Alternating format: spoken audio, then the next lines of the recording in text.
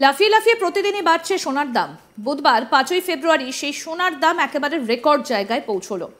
সোমবার পাকা সোনা অর্থাৎ 10 গ্রাম হলুদ ধাতুর দাম পৌঁছে গিয়েছে 86,625 টাকায়। সাম্প্রতিককালে এক লাফে এতটা দাম কখনো বাড়েনি সোনার। কিন্তু কেন এত দাম বাড়ছে? স্বর্ণ ব্যবসায়ীরা জানাচ্ছেন আন্তর্জাতিক বাজারে সোনার দাম বেড়েছে, এর ওপর আবার জিএসটি আছে। এছাড়া শেয়ার বাজারে টাকার দাম পড়লে সোনার দাম বাড়ে। যাই হোক, সোনার এই রেকর্ড দাম বাড়ায় কিন্তু সাধারণ মানুষের সোনা কেনার সীমাবদ্ধতা আরও বেড়ে গেল। এইভাবে চলতে থাকলে কিন্তু আগামী দিনে ব্যবসা করাই বেশ সমস্যা হয়ে যাবে বলে মনে করছেন স্বর্ণ ব্যবসায়ীরা। কি বলছেন স্বর্ণ ব্যবসায়ীরা সোনার দামের সর্বকালীন বৃদ্ধিতে? শুনবো হেমন্ত দে, স্বর্ণ ব্যবসায়ী, কি বক্তব্য তার, শুনুন। আজকে তো সব থেকে হাই আছেই, বিগত 1.5-2 মাস ধরে এরকমই তো চলছে, আস্তে আস্তে বেড়ে যাচ্ছে। মূলত এটা কতটা সমস্যা তো বটেই, বিয়ের সিজনে লোকজন কম, সোনার মার্কেটের জায়গায় অন্য মার্কেট থেকে জিনিসপত্র কেনা হচ্ছে। 10,000 টাকায় কিছুই হয় না এই মার্কেটে, সুতরাং অন্য ইলেকট্রনিক্স কিংবা অন্য জায়গা থেকে পারচেজ হয়ে যাচ্ছে, যে পয়সাটা আমাদের এদিকে আসতো আর কি। মূলত কেন হচ্ছে বলে মনে হয় এই জিনিস? সোনার দামের জন্য হচ্ছে, ইন্টারন্যাশনালি সোনার দাম বাড়ছে, যার জন্য এটা হচ্ছে। না, ধানতেরাসের সময় দামটা বেশি ছিল, 75,000 মতো ছিল, 75,200 মতো ধানতেরাসের দিন ছিল। কিন্তু তারপর ধানতেরাসের পর এটা একটু নেমে গেছিল, 70,000 71,000-এ চলে এসেছে, কিন্তু তারপরেই আবার হঠাৎ বাড়তে আরম্ভ করেছে। টার্নওভার লস হচ্ছে, টার্নওভার সেল কম হচ্ছে, টার্নওভার লস হচ্ছে।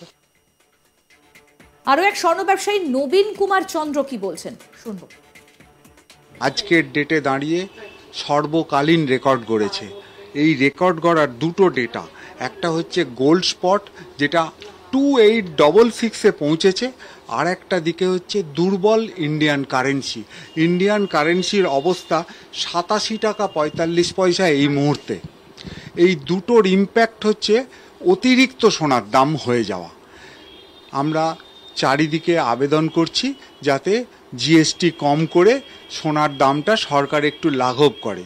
এখানে সব থেকে বড় ইম্প্যাক্ট আসছে যেটা, মধ্যবিত্ত মানুষ তার সমস্ত খরচা চালিয়ে যেটুকু সোনা কিনত সেই কেনাটার ওপর একটা বিরাট প্রভাব এসে পড়েছে। যাদের একমাত্র না কিনলেই নয়, এই মুহূর্তে তারা ছুটে আসছেন এবং মেয়ের বিয়ের পারপাসে যেটুকু যা দরকার তারা কিনছেন। সাধারণভাবে যে গয়না কেনার আগ্রহ মানুষের মধ্যে ছিল, অতিরিক্ত দাম সেই আগ্রহকে একটু হলেও দমিয়ে দিয়েছে। আরো এক স্বর্ণ ব্যবসায়ী রাজীব ঘোষ কি বলছেন, শুনবো। একটা মধ্যবর্তী ফ্যামিলির থেকে যদি কেউ কি জিনিস কিনতে আসে, আগে 10,000 টাকায় বিয়ের আইটেম হতো, ভালো মতন জিনিস হতো। এই যে হালে সোনার দাম বাড়ছে আর ট্যাক্স গভর্নমেন্ট কমানোর পরও ইন্টারন্যাশনালে বাড়ছে, সেটা আমরা কিছুই আমাদের হাতে নেই। কিন্তু হ্যাঁ, সাফারার তো মানে বিশাল মতো বাজেট, লোক আর কত নিচে নামবে? 10,000 টাকার নিচে হলমার্কের জিনিস হয় না, আর 10,000-এর জিনিস যেটা হবে সেটা ওনার চোখেও লাগবে না।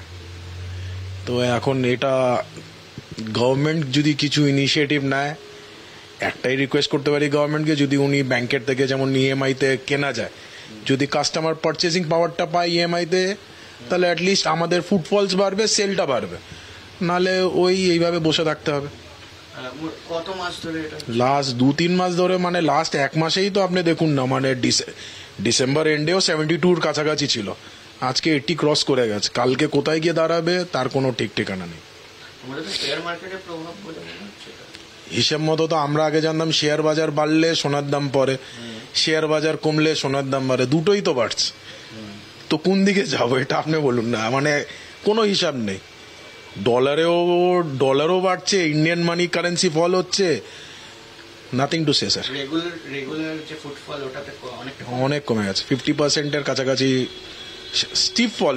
এটা বলাটা ভুল হবে যে এখন মানে গোল্ড বিজনেস মানে হচ্ছে আপনার সিজন ওয়াইজ ব্যবসা। ওই ধানতেরাস, পয়লা বৈশাখ, অক্ষয় তৃতীয়া, এছাড়া বিয়ের সিজনের গল্প নেই দাদা।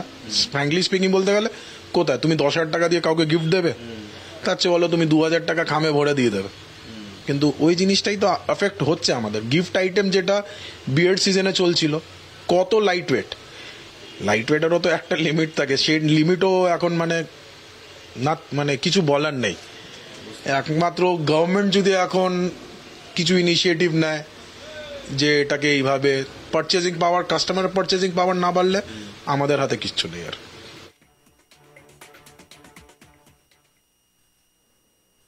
আরও এক স্বর্ণ ব্যবসায়ীর বক্তব্য শোনাবো, অসিত কুমার দত্ত, শুনুন।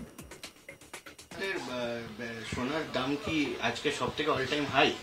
অল টাইম হাই আজকের রেট হচ্ছে 86,625 টাকা, আর মানে পিওর গোল্ড। এটা তো দিনের পর দিন দাম বাড়ছে, কতটা অসুবিধা হচ্ছে? খুবই অসুবিধা, এত দিন দিন দাম বেড়ে গেলে ব্যবসার তো ক্ষতি, ছোটোখাটো দোকানে ক্ষতি, বড় দোকানে আলাদা ব্যাপার। তো সেক্ষেত্রে কি অন্যান্য চার্জগুলো বাড়ে?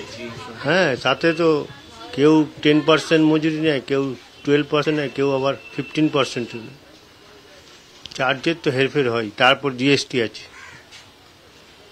তো এই লাস্ট কবে ঠিকঠাক ছিল দাম? দাম মোটামুটি তো বাড়া চলছে, পুজোর পর থেকেই দাম বেড়ে আসছে। এখন কি বিয়ের মরশুম বলে এরকম হচ্ছে? না না, বিয়ের মৌসুম না, এখন তো সব দেখুন, এখন তো সব শেয়ার মার্কেটে, শেয়ার বাজারে চলে গেছে সোনা। শেয়ারের দাম পড়ে গেলেই সোনার দাম বেড়ে যায়, টাকার দাম পড়ে গেলে সোনার দাম বেড়ে যায়। টাকার দাম তো এখন দেখুন সব টাইম লো হয়ে গেছে, টাকার দাম পড়ে গেলে সোনার দাম, সবাই এখন সোনায় ইনভেস্ট করছে, কেউ আর শেয়ার কিনছে না। আমাদের প্রতিনিধি অনির্বাণ কি প্রতিবেদন তুলে ধরলেন, আসুন শোনাই। বিগত কয়েক মাস ধরে ধীরে ধীরে বাড়ছে সোনার দাম, এখন প্রায় আকাশ ছোঁয়া। এই মুহূর্তে দাঁড়িয়ে আমরা সবাই জানি যে বাঙালি বা পশ্চিমবঙ্গে বিয়ের সিজন চলছে। তবে বিয়ের সিজনে এই বউবাজার এলাকা বা একেবারে বলা যায় যে বিবি গাঙ্গুলি স্ট্রিটের ওপরে যে সোনার দোকানগুলি রয়েছে, সেই সোনার দোকানগুলিতে একেবারেই ভিড় নেই, একেবারে খা খা করছে। যারা ব্যবসায়ীরা রয়েছেন তারা বলা যেতে পারে খালি হাতে বসে রয়েছেন। কারণটা একটাই, যে কোথাও গিয়ে 80,000 পেরিয়ে গিয়েছে সোনার দাম, এবং আগামী দিনে আরও বাড়বে এমনটাই কিন্তু আশঙ্কা করা হচ্ছে। কারণ কোথাও গিয়ে যখন শেয়ার মার্কেট, সেইখানেও একটা সমস্যা দেখা দিয়েছে, সে জায়গায় সোনার দাম বৃদ্ধি, এবং তার পাশাপাশি কিন্তু এই মুহূর্তে দাঁড়িয়ে চাহিদা কমে গিয়েছে। কারণ আপনারাই বলুন যে কোথাও গিয়ে যদি বিয়ের বাজার করতে হয় বা যদি কোনো গিফট দিতে হয়, সেক্ষেত্রে আপনারা সবসময় চাইবেন যে একটু কম টাকা ইনভেস্ট করি। তো সে জায়গায় দাঁড়িয়ে মূলত কিন্তু প্রভাবটা কোথাও গিয়ে সোনার মার্কেট একেবারে বলা যেতে পারে যে সমস্যার মধ্যে রয়েছে।